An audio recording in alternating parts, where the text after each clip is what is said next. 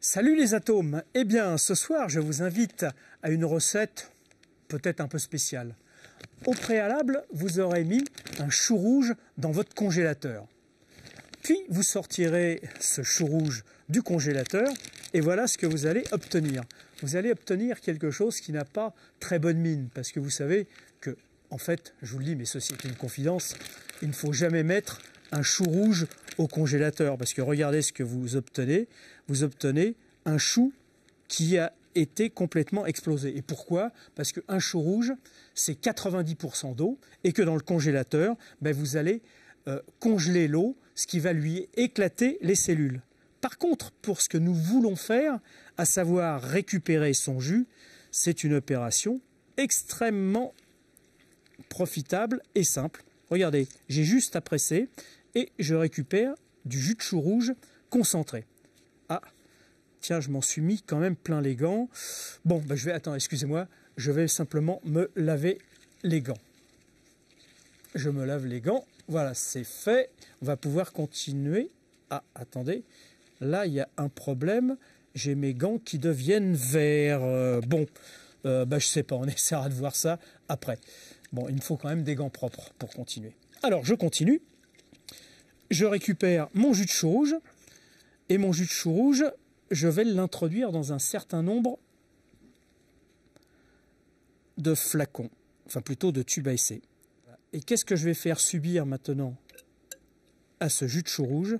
Je vais lui faire subir le test de produits qui sont acides et de produits qui sont le contraire d'acide, ce qu'on appelle des produits basiques. Et vous allez voir que le résultat n'est pas toujours le même. Je mets de l'acide chlorhydrique.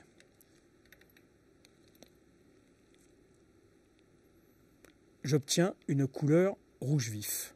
C'est un acide très très fort. Maintenant, je vais mettre du vinaigre. Le vinaigre, c'est un acide moyennement fort. Vous voyez, c'est un peu moins clair. Je vais mettre de l'eau.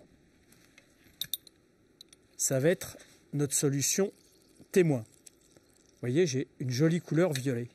Maintenant, je vais mettre du bicarbonate de soude. Bicarbonate de soude. Et j'obtiens une couleur bleue. Maintenant, je mets de l'ammoniac. Et j'obtiens une jolie couleur verte. Je vais peut-être la diluer avec de l'eau pour qu'on la voit mieux. Et au final, je vais mettre de la soude. Et cette soude, ça me donne une couleur qui va être jaune. Alors nous avons une superbe palette colorée. Alors maintenant, quelque chose qui est peut-être un peu contre-intuitif. Si je mélange du rouge avec du jaune, qu'est-ce que ça va donner? De l'orange? Eh bien, on va voir. Ah tiens, c'est curieux, ça donne du vert. Si maintenant,